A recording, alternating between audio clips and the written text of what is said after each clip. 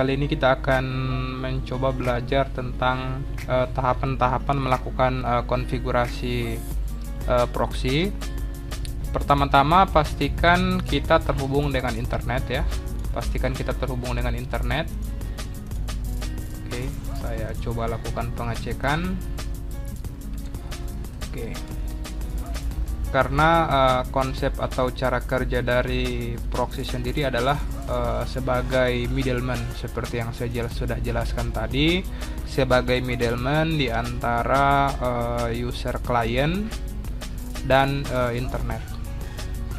Teman-teman mungkin bisa memperhatikan topologi berikut, deskripsi dalam bentuk gambar berikut, di mana terdapat klien.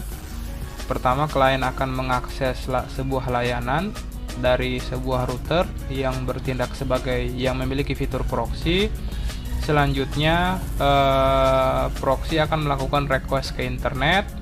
Nah, hasil request tersebut akan di-cache oleh proxy dan selanjutnya hasilnya akan ditampilkan pada klien. Ya, seperti ini deskripsinya. Oke, kita langsung saja. Kita akan memperkenalkan beberapa fitur yang harus teman-teman ketahui dari proxy sendiri. Oke, kita mulai melakukan konfigurasi. Untuk membuka tampilan ini, kita masuk ke menu IP Web Proxy. IP Web Proxy, cukup mudah ya. Oke, saya coba besarkan dahulu agar lebih jelas. Saya akan menjelaskan sepintas terkait fitur-fitur yang atau option-option yang ada di dalam ini. Yang pertama, tombol enable untuk mengaktifkan source address, di mana kita bisa memasukkan sumber dari IP address mana saja layanan proxy akan kita aktifkan dari klien yang menggunakan network apa misalnya. Dan port, yaitu kita akan aktifkan proxy tersebut pada port berapa. Sedangkan anonymous, kita akan memperlakukan proxy kita ini sebagai proxy anonim atau proxy yang memiliki identitas ya. Selanjutnya parent, karena kita baru belajar membuat sebuah proxy, makanya kita akan membuat sebuah proxy utama. Jadi parent ini istilahnya di sebuah proxy memiliki proxy lagi, sehingga proxy-nya akan inheritance. Selanjutnya di sini ada cache administrator, di mana cache administrator ini adalah kita bisa mengisikan identitas kita, misalnya email ya, kita bisa masukkan di sini. Selanjutnya maksimum chat size, kita bisa atur kecepatan maksimal ukuran dari chatnya berapa kilobyte.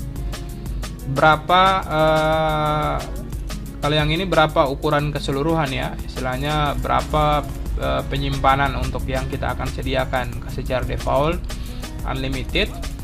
Selanjutnya maksimal cache object size, jadi nantinya cache tersebut akan disimpan ke dalam media penyimpanan, kita bisa menentukan ukurannya di sini. Nah, selanjutnya data yang di cache tersebut akan dilimit per file ya, misalnya sebuah halaman ukurannya di bawah 1 mega, maka akan dibuatkan dalam sebuah file ya, maksimalnya 2048. Selanjutnya cache tersebut kita akan simpan pada media penyimpanan atau kita akan simpan pada memori. Di sini ada maksimum client connection 600, ini defaultnya ya. Saya belum melakukan proses pembuatan. Nah, ini cache path ya. Jadi kita bisa menentukan di mana kita ingin menyimpan. Jika kita memiliki media penyimpanan eksternal seperti USB flash disk atau hard disk drive, kita bisa mengalokasikan media penyimpanan ke flash disk atau ke hard disk. Perlu saya informasikan juga, saat ini saya menggunakan MikroTik versi RB951. Nah, kebetulan MikroTik yang saya gunakan saat ini memiliki perangkat USB. Jadi kita bisa kita nantinya akan mempraktekkan bagaimana caranya Tentunya jika kita hanya memanfaatkan media penyimpanan yang ada pada MikroTik ini, kapasitas maksimal dari media penyimpanan adalah hanya 128 MB. Oke. Yang digunakan 34,4, jelas sangat terbatas, 73% free. Jelas kalau banyak layanan yang akan kita case nanti tentu akan membuat memori atau media penyimpanan ini menjadi full. Nah, namun oleh karena itu kita bisa memanfaatkan fitur USB yang disediakan oleh si MikroTik untuk melakukan proses penyimpanan. Oke. Selanjutnya pada status kita bisa lihat berapa lama si proxy sudah aktif, berapa klien yang terhubung, berapa server, berapa klien yang merequest proxy, berapa server, berapa kali request yang melewati si proxy, berapa kali hit, berapa ukuran yang digunakan, cache usage, berapa total RAM yang digunakan, berapa yang diterima dari server, berapa yang dikirimkan ke klien, dan berapa hit yang dikirimkan ke klien, artinya yang sudah tersimpan dan dikirimkan ke klien. Nah, kita bisa lihat fitur-fitur lainnya ya, cukup banyak. Nah, selanjutnya kita akan sedikit melihat menu di sini. Di sini ada clear cache ya, misalnya cache yang kita sediakan misalnya pada media penyimpanan ini sudah full ya, sudah 100%, sudah 0% free. Kita bisa melakukan proses clear cache. Nah, dengan itu clear all ya, kita akan clear dan seluruh cache yang tersimpan tersebut akan terhapus. Selanjutnya kita akan masuk ke akses. Nah, pada menu akses ini kita bisa melakukan pemfilteran paket. Misalnya kita akan tambahkan sebuah rule, sumber IP-nya kemana, dari IP address mana, tujuannya kemana, port tujuannya apa, destination hostnya apa, path-nya di mana ya, misalnya extensionnya, metode yang digunakan apa, misalnya metode hit, post, dan lain-lain. Terus actionnya apa, misalnya kalau kita allow artinya mengizinkan, kalau kita deny artinya kita akan memblok. Nah, kalau kita deny ada opsi redirect, artinya ketika diblok akan diarahkan ke halaman mana. Ya, itu penjelasan singkat terkait web proxy access. Nah, kita juga bisa melihat cache-nya, halaman apa saja yang akan kita cache ya.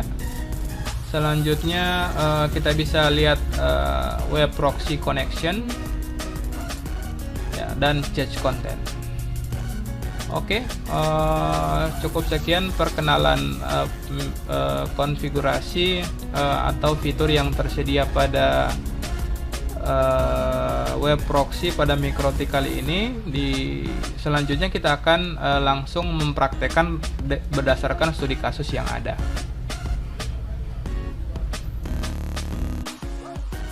Sampai juga di step bagaimana mempraktekkan. Pertama-tama pastikan laptop kita terhubung ke internet ya.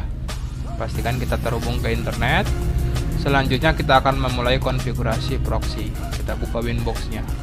Oke, pertama-tama kita akan melakukan konfigurasi. Saya zoom dulu ya. Yang pertama kita akan mengkonfigurasi portnya. Saya akan menggunakan port pada Squid Proxy yang biasa saya gunakan.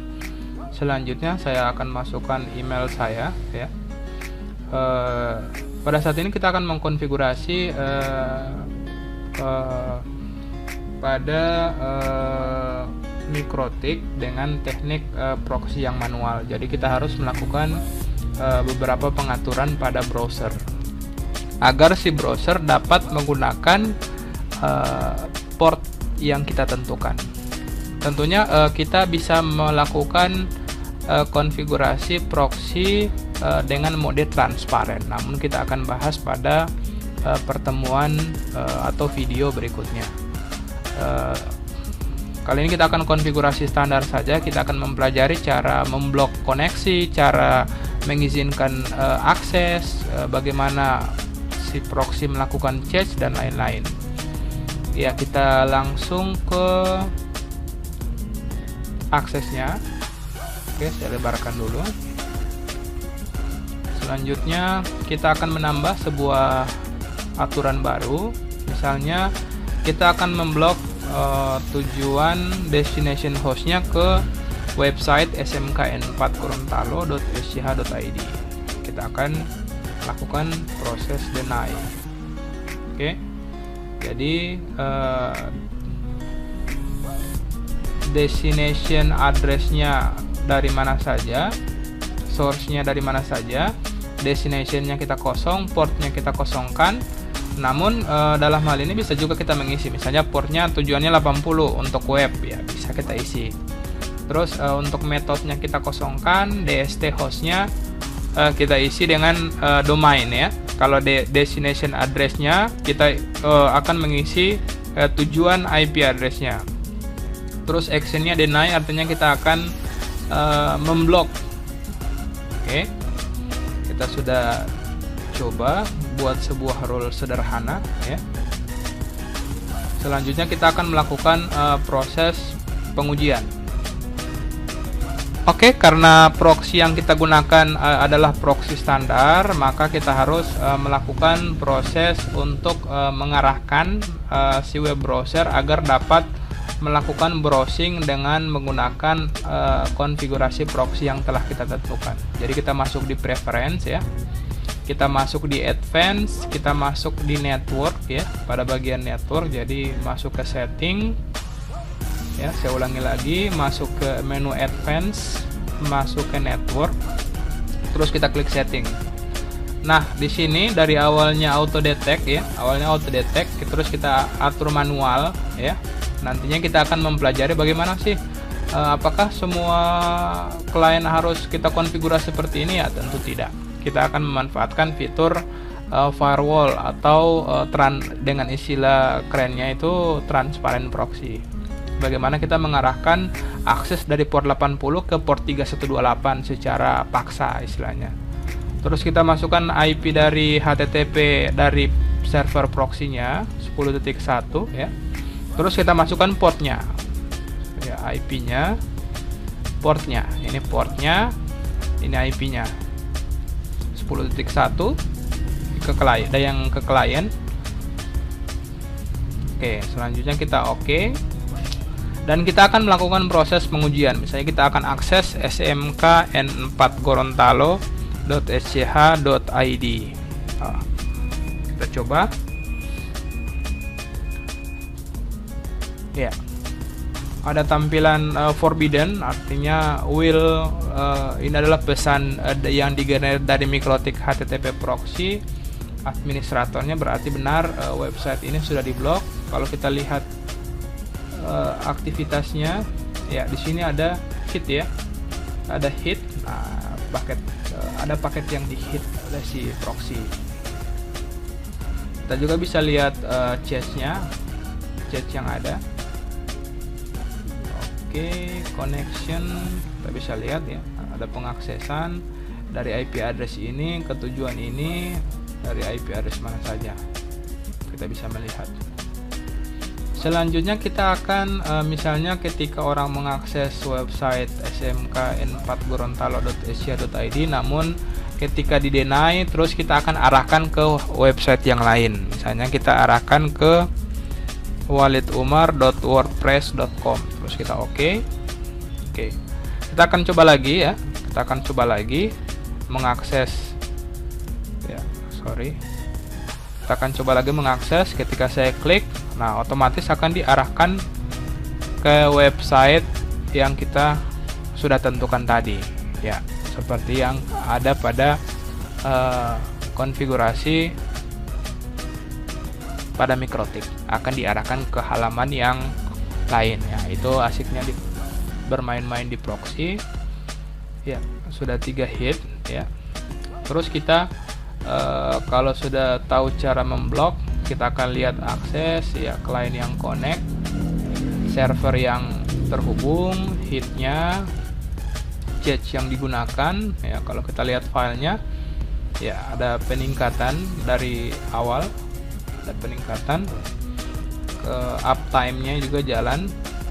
Ya, kita bisa lihat statistiknya.